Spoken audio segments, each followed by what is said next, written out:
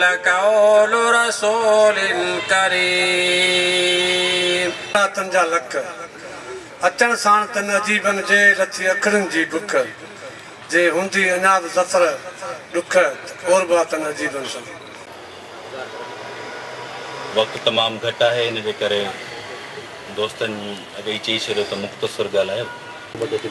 بار سائیں دوست استے تے ویٹھل سندھیت بي سنگ جو سوز جدوئی صاحب بچل بار جا دوست یا اساں جا پریس جا جيڪي بي دوست ويٺا مشهور پريس جا نیشنل پریس کلب جا دوست خصوصاً ظفر تگر صاحب ان کان پوءِ اشفاق احمد وکیل صاحب ایڈوکیٹ تگر صاحب ڈاکٹر صاحب ویٹھا آهن سامهون سڀني کي منهنجو سلام. اج جو پروگرام ایم ظفر بھائی رکھو ہے اساں کے انویٹیشن ॾिनई اहिड़ा प्रोग्राम थियण खपनि.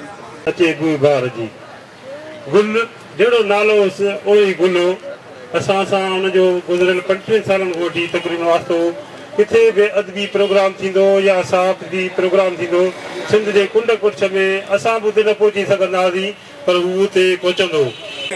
तुझे रमज़न जो को पतो कोने कोई जम जम सिवा तो कोने.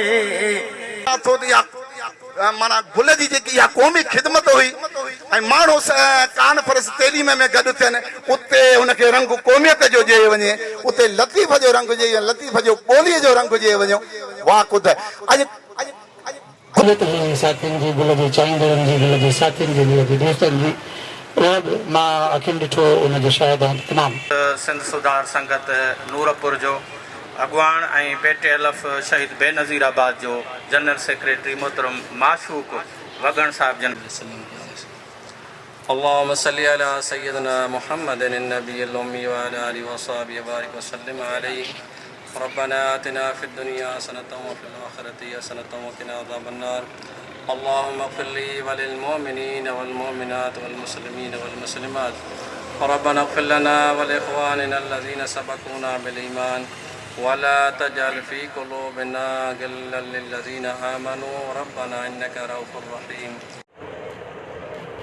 خبر شامل کرتے ہیں نوشہر فیروز سے. سندھ کے نامور ادیب گل مورو کی یاد میں سندھی ادبی سنگت شاخ بچل میں نیشنل پریس کلب کی طرف سے منعقد کیا گیا. اس پروگرام میں ضلع بھر کے صحافیوں ادیب دانش اور شعراء سماجی رہنما اور قومی پریس رہنماؤں نے شرکت کی. اس موقع پر مقررین نے ان کی زندگی پر روشنی ڈالی. رابطہ سیکرٹری سندھی ادبی سنگت سبحان سوز جو توئی نے کہا کہ ان کی خدمات ادب کے لیے ناقابل فراموش ہیں. سماجی رہنما ڈاکٹر کاشف مصطفیٰ میمن نے آپ کو جو خراج تحسین پیش کیا. اشفاق تگر نے کہا کہ گل مورو ایک مخلص شخصیت تھی. ڈاکٹر عبدالقدیر میمن نے کہا کہ وہ ادب کا ایک بڑا نام تھا. خادم مری نے کہا کہ وہ ایک یونیورسٹی تھی. گل مورو کے بھائی کامل مورو نے کہا کہ گل مورو میرے بھائی نہیں میرا والد جیسا تھا. ان کے تمام دوست میرے بھائی ہیں. میں نے ان کی ایک کتاب بھی چھپوائی ہے اور جلد اور مواد بھی جمع کیا جا رہا ہے. معشوق علی وگن گوٹ سردار سنگت نورپور نے کہا کہ اس بہترین پروگرام منعقد کرانے پر میں نیشنل پریس کلب نوشہر فیروز کی پوری ٹیم اور آل پاکستان صحافت کونسل سندھ کے صدر ایم ظفر تگر صاحب سلام پیش کرتا ہوں. دیگر مقررین میں صحافی اسکر کورائی جان منور کولائی تنویر قریشی بچل ہنگورو قاسم جانی اقبال گاڑھی مختار سہتو ماجد پہل ممتاز ابدو بشیر عمرانی محبوب نوناری اور دیگر نے ان کی خدمات پر روشنی ڈالی.